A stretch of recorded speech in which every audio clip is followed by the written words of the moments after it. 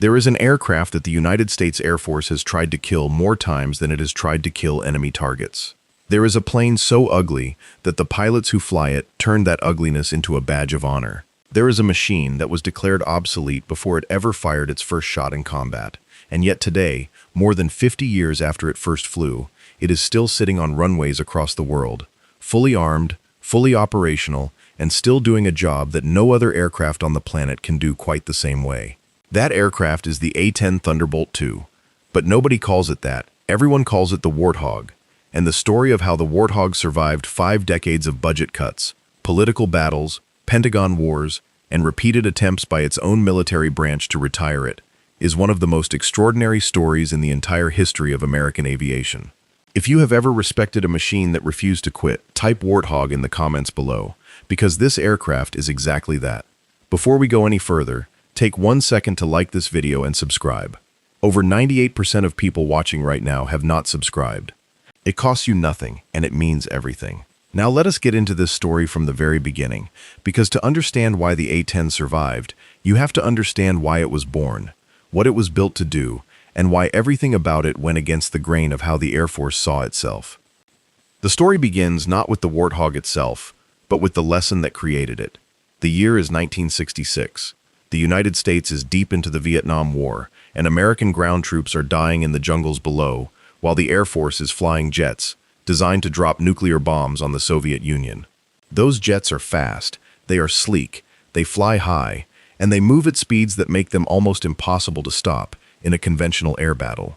But speed and altitude are not what you need when an American infantry unit is pinned down in a tree line and needs help right now, right there, 50 meters from their own position.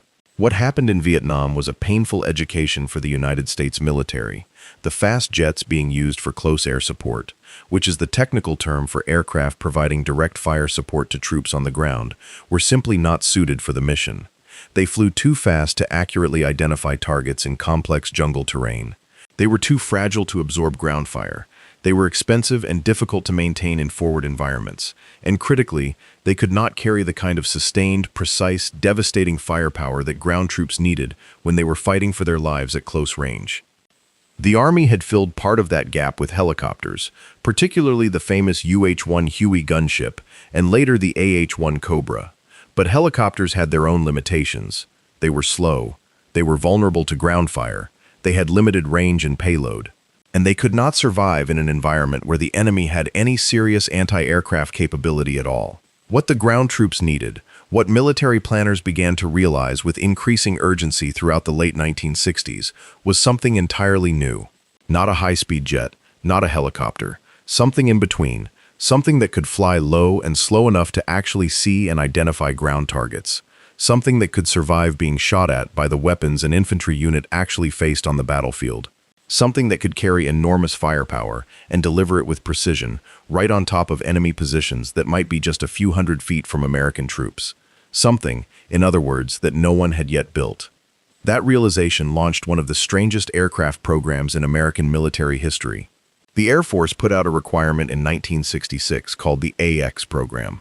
The X stood for experimental. The requirement was brutally simple. Build an aircraft specifically designed for close air support. Not a fighter that also does close air support. Not a bomber with close air support capability tacked on.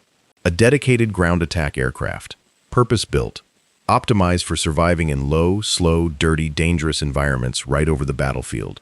What they got, after a competition between Northrop and Fairchild Republic, was the Fairchild Republic A-10 Thunderbolt II. And from the moment it first flew in 1972, it was unlike anything the Air Force had ever seen. Let us talk about what this aircraft actually is, because the engineering decisions that went into the A-10 are unlike anything built before or since.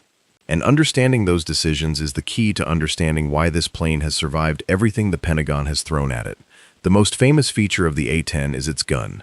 The GAU-8 Avenger is a 30mm, 7-barrel rotary cannon that is so large and so powerful that the aircraft was essentially built around it. The gun is 17 feet long. It weighs nearly 2 tons by itself. When it fires, it produces a recoil force of roughly 10,000 pounds. The aircraft's thrust, combined from both engines at military power, is approximately 18,000 pounds. So when the gun fires at full rate, the recoil is equivalent to more than half the total engine thrust pushing backward. The gun fires at a rate of up to 4,200 rounds per minute. Each round is a depleted uranium penetrator that can punch through the armor of virtually any vehicle on Earth. The sound it makes when it fires is not a bang. It is not a burst. It is a noise that soldiers on the ground described as a sound from the sky, a low, grinding, tearing brrrt that signals to anyone on the receiving end that something terrible is about to happen to them. Soldiers who have been saved by the A-10 talk about that sound the way some people talk about a guardian angel appearing at the worst moment of their life. But the gun is only part of the story. The A-10 can carry an enormous variety of weapons on 11 hardpoints beneath its wings and fuselage. Maverick missiles, Sidewinder air-to-air missiles for self-defense, laser-guided bombs, unguided bombs, rocket pods, electronic warfare pods. Nearly any weapon in the American tactical arsenal can be hung on this aircraft. Its total weapons payload capacity exceeds 7,000 kilograms. It can stay in the air for hours at a time. It can loiter over a battlefield, circling, waiting, watching, and then strike precisely when and where it is needed. And it can do all of this while flying low and slow enough to actually see what it is shooting at. The A-10 is specifically designed to operate at what aviators call the low and slow envelope. It cruises at roughly 300 miles per hour at treetop level. It has a maximum speed of just over 400 miles per hour. Those numbers sound unimpressive when you compare them to an F-16 that can exceed twice the speed of sound. But those numbers are exactly what close air support requires. Low and slow means you can see the battle. Low and slow means you can circle back for repeated passes. Low and slow means you can talk to the troops on the ground and understand exactly where they are and where the enemy is before you pull the trigger. Speed is the enemy of precision at close range. The A-10 was built to win where fast jets cannot. Now here is where the engineering gets truly extraordinary. The designers of the A-10 knew that flying low and slow over a battlefield would expose it to intense ground fire, so they built the aircraft to survive. The pilot sits in a titanium bathtub. That is not slang. That is the official term used in military aviation. A tub-shaped enclosure of titanium armor plate, up to 1.5 inches thick in some sections, surrounds the cockpit on all sides. This armor can withstand hits from rounds up to 23 millimeters in caliber. The canopy itself provides ballistic protection against small arms fire. The engines are mounted high on the rear fuselage, away from ground fire and away from the wings. This placement also reduces the aircraft's infrared signature, making it harder for heat-seeking missiles to lock onto it. The fuel tanks are self-sealing, lined with reticulated foam that prevents explosions, even if the tank is punctured. The aircraft has redundant hydraulic systems and redundant flight control systems.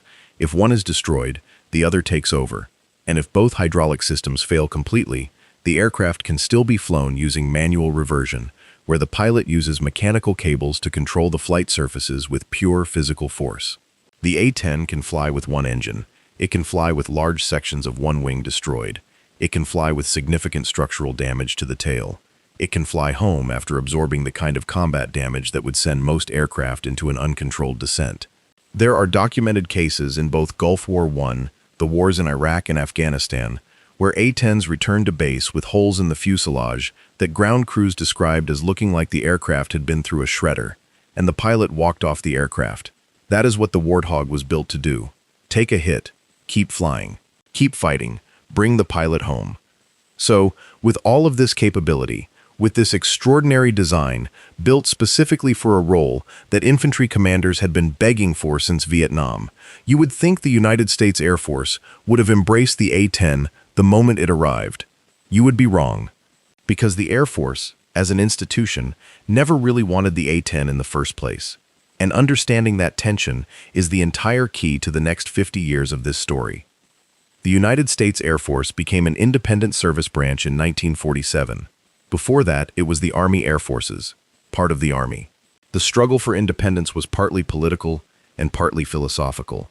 The men who fought for and won Air Force independence believed profoundly in the concept of strategic air power, the idea that wars could be won from the air, not by supporting ground troops, but by striking directly at the enemy's industrial base, infrastructure, and military capacity. In their vision, air power was not a supporting tool for the Army. Air power was the decisive weapon of modern warfare. That philosophy shaped everything about how the Air Force built itself. It shaped the aircraft it valued: fast, high-flying jets designed to penetrate enemy air defenses and deliver ordnance on strategic targets. Interceptors designed to destroy enemy bombers before they reached American cities. Later, aircraft designed to deliver nuclear weapons. The fighter-pilot culture that dominated the Air Force, and to this day remains central to its identity, was built around speed, technology, and the romance of aerial combat. An aircraft that flew low and slow and got shot at by pickup trucks with machine guns mounted in the back was, to the dominant culture of the Air Force, deeply embarrassing. The A-10 was not the kind of aircraft that the Air Force wanted to define it. It was a truck. It was a tool for supporting the Army. And many senior Air Force leaders viewed the very concept of a dedicated close air support aircraft as a threat to their institutional identity. There was also a bureaucratic reason for the Air Force's hostility toward the A-10. The Army had been pushing for years to operate its own fixed-wing aircraft for close air support. If the Air Force allowed dedicated ground attack to become the primary mission of a specialized aircraft, it risked ceding operational relevance to the Army. The way to prevent that was to argue that existing aircraft, the fast jets that the Air Force loved, could do close air support perfectly well when needed. The A-10 program threatened that argument by proving empirically that dedicated close air support required a completely different kind of aircraft. So from the moment the A-10 entered service in 1976, it had a problem. The service branch that operated it did not fully believe in it. The service branch that most needed it, the Army, did not control it. And the culture that surrounded it dismissed it. It was called the Warthog not just because of its appearance, but because warthogs are ugly animals that most people do not find particularly admirable. The name was adopted with pride by the pilots who flew it, but it was originally used as an insult. That is the environment in which the A-10 spent its first decade of service. Unloved by its own branch, dismissed by the Pentagon's technology fetishists, surviving mainly because ground commanders who had actually used it in exercises knew what it could do that nothing else could. The first major attempt to kill the A-10 came before it had ever fired a shot in actual combat. In the early 1980s, the Air Force proposed to reduce the A-10 fleet significantly in favor of the F-16, which would take on a broadened ground attack mission in addition to its fighter role. The argument was modernization. The argument was efficiency. One platform doing multiple missions instead of two platforms each doing one. On paper, it sounded reasonable. In practice, it was the Air Force finally making its move against a platform it had never wanted. The attempt failed, but only partially. The fleet was not eliminated, but the A-10 program was constrained. Production eventually ended after 716 aircraft were built, with no plans for additional procurement. The message from Air Force leadership was clear. The A-10 would serve out its current aircraft. It would not be expanded. Eventually, it would simply age out of the inventory. That was the plan in 1984. What happened instead was the Gulf War, and it changed everything. When Iraq invaded Kuwait in August 1990, the United States began assembling the largest coalition military force since World War II. Operation Desert Shield was the buildup. Operation Desert Storm was the assault.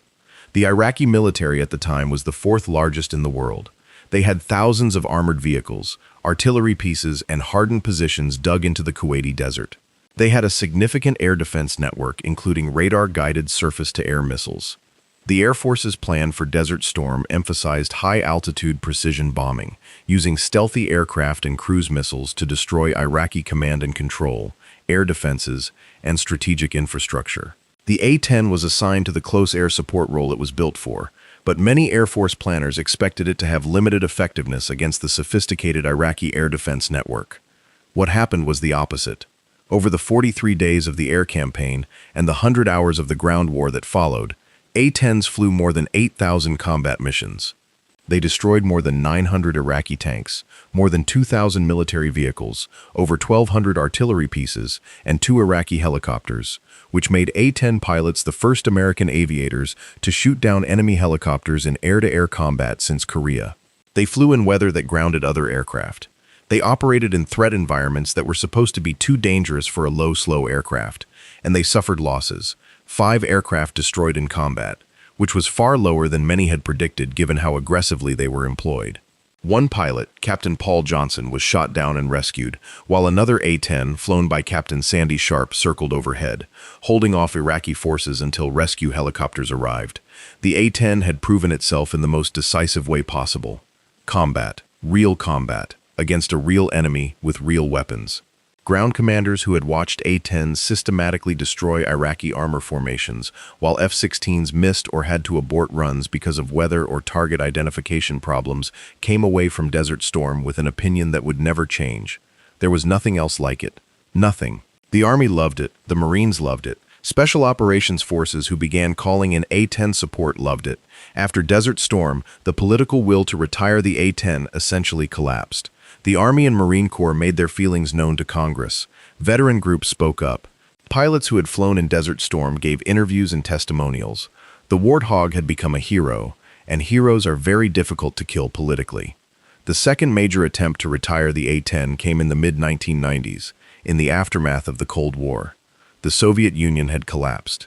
The defense budget was being cut dramatically. The Air Force was facing pressure to modernize its fleet for the threats of the 21st century, which it argued meant investing in stealth technology and long-range precision strike capability, not aging Cold War close air support aircraft. The A-10 was old. It had been flying since 1976. Its airframe had accumulated thousands of hours of use. Maintenance was becoming more expensive, and the argument for keeping it was, once again, challenged directly by Air Force leadership. The proposed replacement was the F-16, which was being updated with new avionics, targeting pods, and precision-guided munitions capability.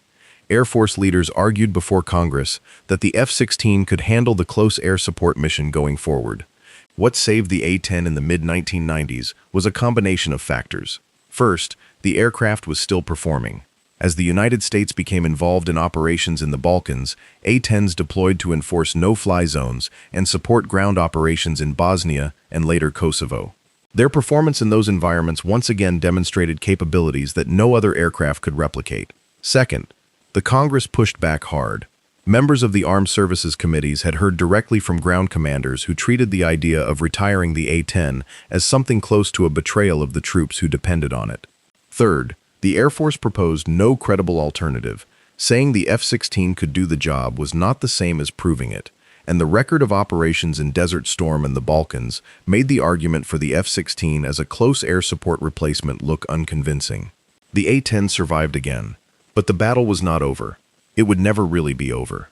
In the early 2000s, the Afghanistan and Iraq wars began, and what those wars produced was the most intense, sustained use of close air support in American military history since Vietnam.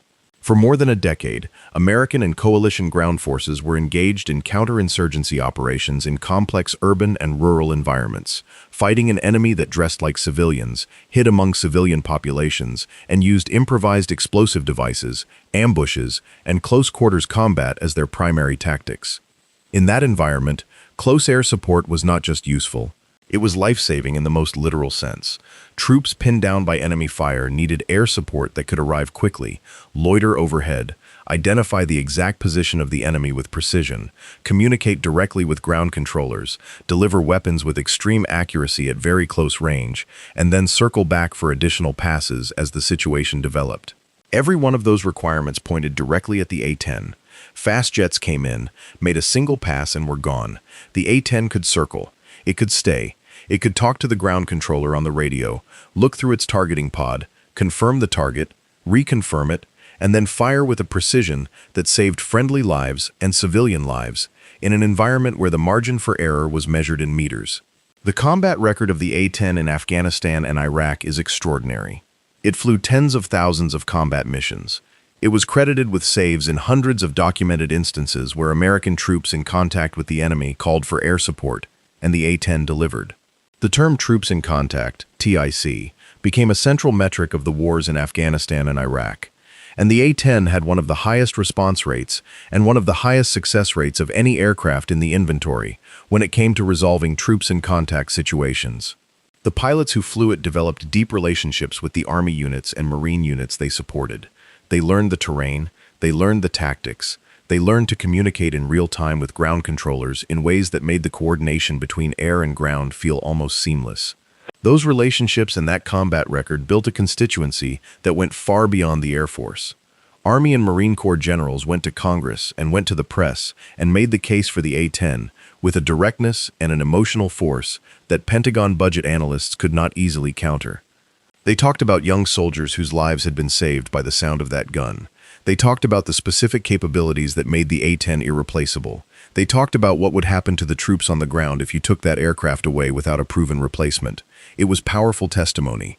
And it made the A-10's next major fight for survival into something far more public and far more contested than anything that had come before. That next major fight came in 2014, and it was the biggest, most dangerous, and most public attempt to retire the A-10 in the entire 50-year history of the aircraft.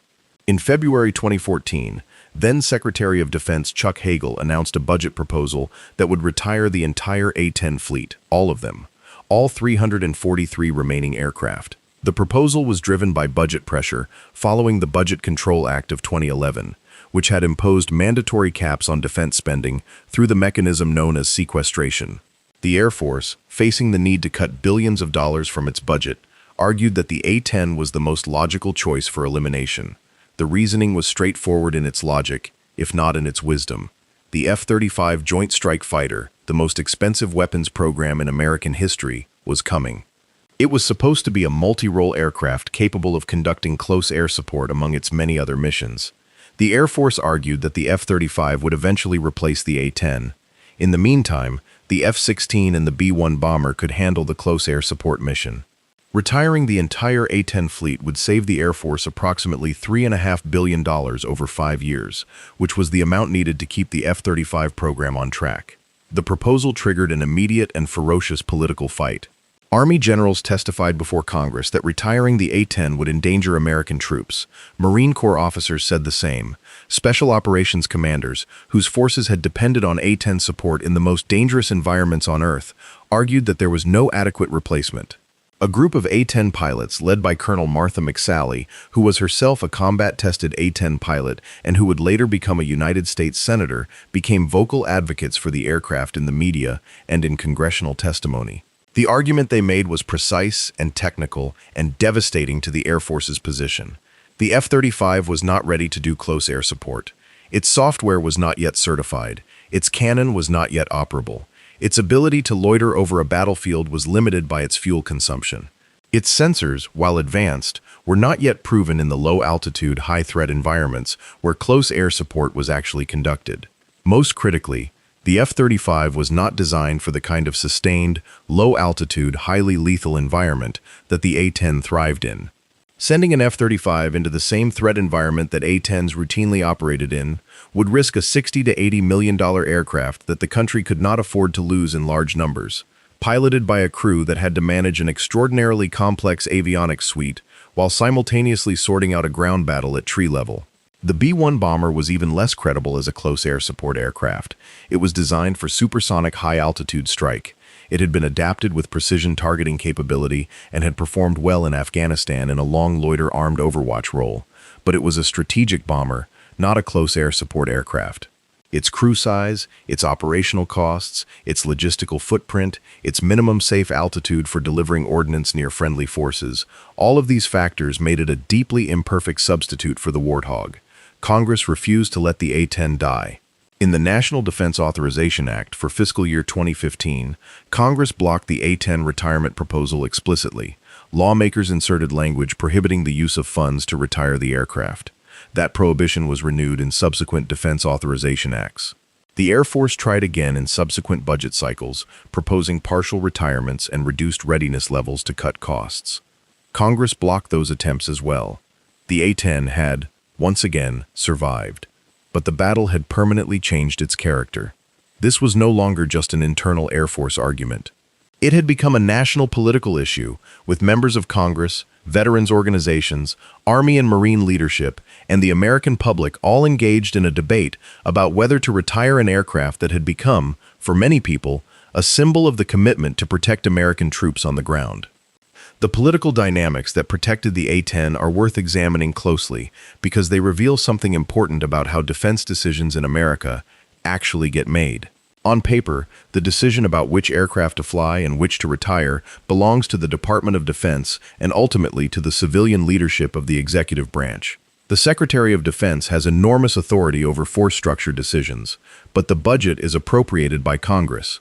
And Congress, specifically the members of the Armed Services Committees and the Defense Appropriations Subcommittees in both the House and Senate, has the authority to restrict how that money is spent. The A-10 has always had powerful advocates in Congress, partly because of the aircraft's own merits, and partly because of where it is based. Davis-Monthan Air Force Base in Tucson, Arizona, is the primary home of the A-10 community. Senator John McCain of Arizona, who served for decades as one of the most influential voices on military affairs in the Senate, was a consistent and forceful advocate for the A-10. His advocacy was rooted in his belief that the aircraft was critical to force protection for ground troops, a belief that carried special weight given his own background as a Navy aviator and prisoner of war in Vietnam. The A-10 is also based at Barksdale, at Spangdahlem in Germany, at Osan in South Korea, and at Bagram in Afghanistan at various times during the wars. Every base creates a local constituency, jobs, economic activity, community identity. The politics of base closures and aircraft retirements in America are never purely military. They are always also about districts, about jobs, about what a community loses when the aircraft on its runway goes away.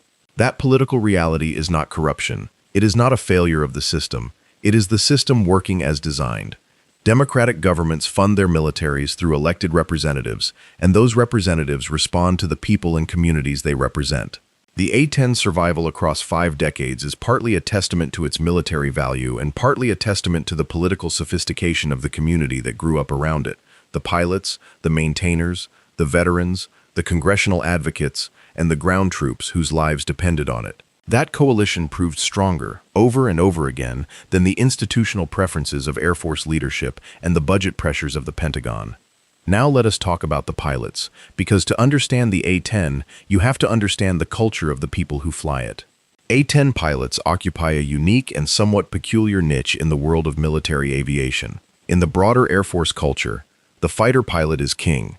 The F-15 and F-16 drivers, the fast movers, occupy the top of the social hierarchy. They are the ones breaking the sound barrier, pulling 9Gs in a dogfight, flying the aircraft that fill the recruiting posters.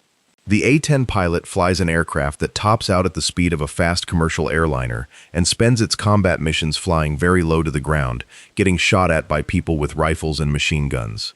There is nothing glamorous about it in the conventional sense. And yet the culture of A-10 pilots is one of the proudest and most cohesive in the entire Air Force.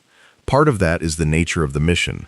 Close air support, particularly in the Iraq and Afghanistan wars, put A-10 pilots in direct and immediate contact with the human reality of combat in a way that almost no other aviation mission does. When you are talking on the radio to a ground controller who is telling you that his platoon is pinned down and he needs guns on target right now, and you roll in and fire that gun, and the firing stops, and the controller comes back on the radio and says, "Thank you, thank you, thank you," that creates a bond between the aviator and the ground force that is unlike anything else in military service. A-10 pilots are not supporting from a safe altitude. They are in the fight. They are in the dirt with everyone else. They are absorbing ground fire along with the ground troops they are supporting. That shared risk creates something intense and lasting. The A-10 community has a word for it. They call it the mission. Not the aircraft, not the program, the mission. The mission of protecting American troops on the ground. Every time someone in the Pentagon proposed retiring the A-10, the pilots who flew it heard that proposal as a statement that the mission did not matter. And they responded accordingly, loudly, publicly, and with the receipts of their combat record in their hands. Colonel Martha McSally, when she testified before Congress in the fight over the 2014 retirement proposal, did not talk primarily about the aircraft. She talked about the mission.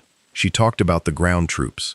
She talked about the consequences of sending those troops into combat without the most capable close air support platform that had ever been built.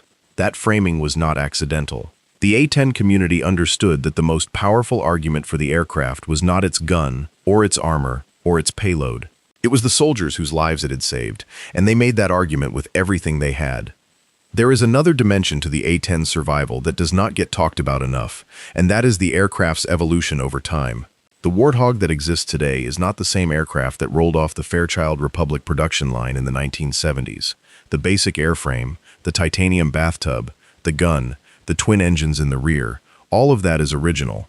But nearly everything else has been upgraded over the years in a sustained modernization program that has transformed the A-10 from a Vietnam-era design into a 21st century combat system.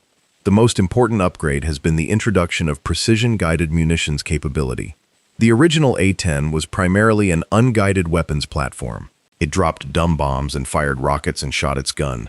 In the 1990s and 2000s, the A-10 was equipped with the Lightning II and later the Sniper Advanced Targeting Pod, which gave it the ability to employ laser-guided bombs and GPS-guided munitions with the same precision as any aircraft in the inventory. That upgrade transformed its ability to operate in the urban environments of Iraq and Afghanistan, where the proximity of civilians to enemy fighters made unguided weapons far too dangerous.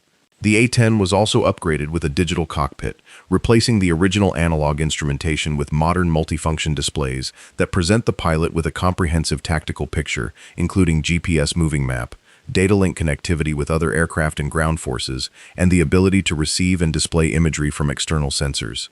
The communications suite was upgraded to allow direct digital communication with ground forces using systems like the Rover, which allows a ground controller to see the exact same targeting video that the A-10 pilot sees on his targeting pod. That capability is enormous. It means that the ground controller can look at the targeting pod video on his screen and see exactly what the pilot sees, confirm the target together, and execute the strike with a level of mutual understanding that was simply impossible with voice communication alone. The airframe itself was reinforced through the Program Depot Maintenance Program, which extended the service life of individual aircraft significantly beyond their original design parameters. Each aircraft has a specific life measured in flying hours, and the PDM program has extended those limits repeatedly, keeping aircraft flying that would otherwise have been grounded. The sum of these upgrades is an aircraft that, while flying on a 50-year-old airframe design, carries combat capabilities that were simply unimaginable when it was first built. And those capabilities have made the case for continued operation far more compelling than it would have been if the A-10 had remained frozen at its original 1976 configuration. The Air Force, somewhat ironically, helped make the case for the A-10's survival by modernizing it. Every upgrade that made the aircraft more capable also made the argument for retiring it more difficult to sustain. Let us talk about the wars of the 2000s in more specific terms, because the A-10's performance in Afghanistan in particular is worth examining in detail. Afghanistan is one of the most geographically extreme combat environments on Earth. The country ranges from sea-level river valleys to mountain peaks above 14,000 feet. The terrain is rugged, the distances are vast, and the weather is extreme in all seasons. For an aircraft to be effective in that environment, it needs range, endurance, survivability, and the ability to operate effectively at high altitude. The A-10 was not originally designed for high-altitude operations. Its engine performance at altitude is reduced compared to sea level, and the thinner air affects its aerodynamics. But what it brought to Afghanistan was so valuable that these limitations were accepted and managed. The combination of its long loiter time, its ability to talk directly to ground forces using the same radio frequencies and procedures, and its extraordinary firepower meant that it was one of the most requested assets by Special Operations Forces operating in the mountains of Kunar and Nuristan and Kandahar. There are documented accounts of Special Forces teams in contact with Taliban forces on mountain ridges with no other air assets available for hours, waiting for A-10s that flew from Bagram, found them through targeting pod imagery and communication with the ground controller, and broke the contact so the team could withdraw to safety. Those stories do not make news the way major operations do. They are small moments in a long war, but for the men involved, they are everything. And the cumulative weight of thousands of those moments across 2 decades of war built the A-10's reputation among the American military into something that transcended the usual aircraft program politics. The Warthog was not just an aircraft. It was a promise.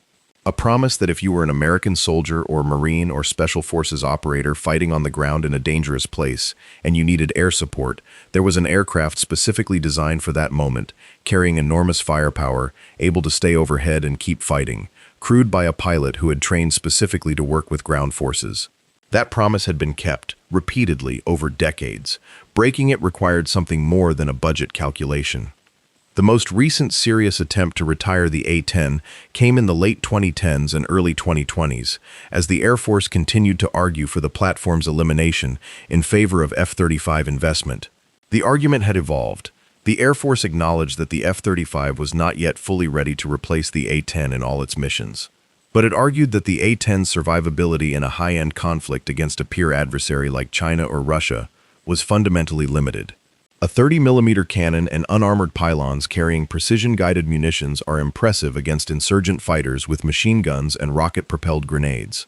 They are a different calculation when the adversary has advanced surface-to-air missile systems, fifth-generation fighters, and electronic warfare capabilities. The air threat environment of a potential war with China over Taiwan or Russia in Eastern Europe is simply not the same as the counterinsurgency environment of Afghanistan.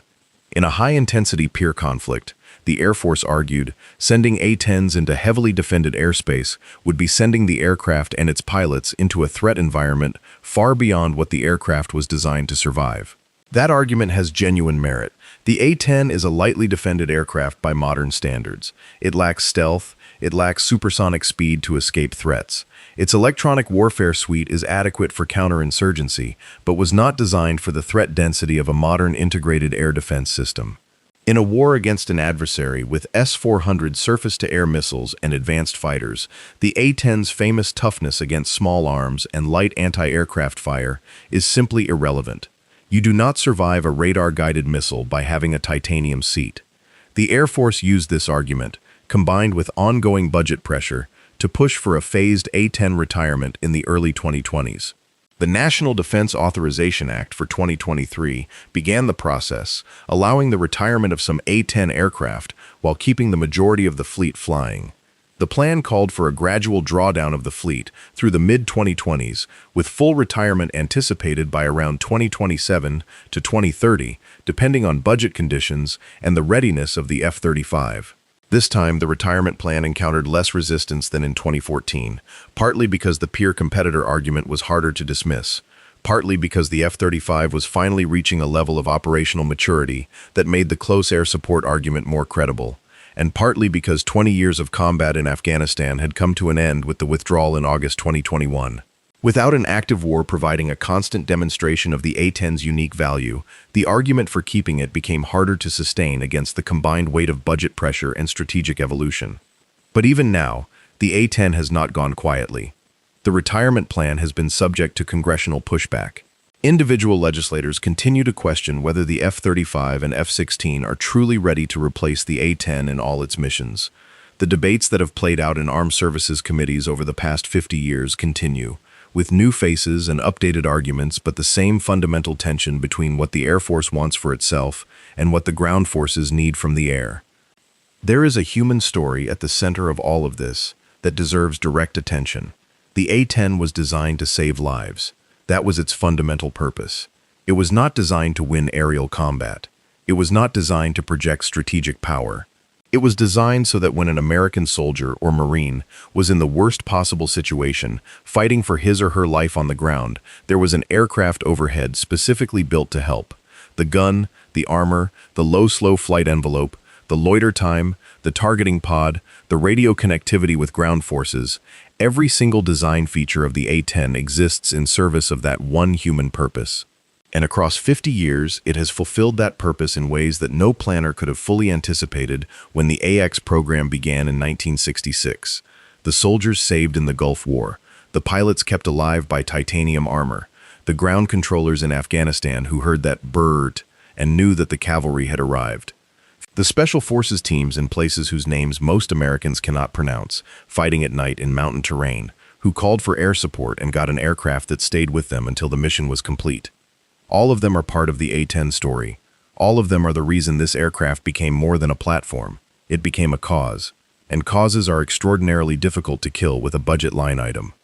The men and women who fly the A-10, the maintainers who keep it flying through punishing operational schedules, the ground liaison officers who work between the air and the ground to make close air support happen, all of them have been part of a community that understood from the beginning that they were operating in tension with their own service's institutional preferences. Flying an aircraft that the Air Force never fully wanted, advocating for a mission that the dominant culture of their branch considered secondary, doing it anyway, for decades, because they believed the mission mattered more than the institutional politics. That persistence is itself a remarkable story about what happens when professional commitment to a specific function survives generations of organizational pressure to abandon it. Let us also spend a moment on the maintainers. because no story about the A-10 is complete without them. The aircraft's legendary durability in combat has always depended on a maintenance force that is among the most dedicated in American military aviation. The A-10 is not a simple aircraft to maintain. Its gun system alone requires intensive regular maintenance because the stress of firing nearly 4,000 rounds per minute puts enormous strain on the mechanical components. The hydraulic and flight control systems, while redundant, require careful inspection and upkeep. Aircraft that return from combat with battle damage require rapid and sophisticated repair to return them to service. In deployed environments, working in heat and dust and operational tempo that leaves little time for rest, A-10 maintainers have kept aircraft flying at rates that regularly exceed expectations. There are documented cases from both Gulf War I and the Afghan and Iraq wars where A-10s returned to base with significant battle damage and were repaired and returned to the flight line in under 12 hours. That kind of turnaround is a tribute to the design of the aircraft, which was deliberately built to be maintained in austere field conditions, but also to the skill and commitment of the people maintaining it. The maintainers do not get the headlines. They do not testify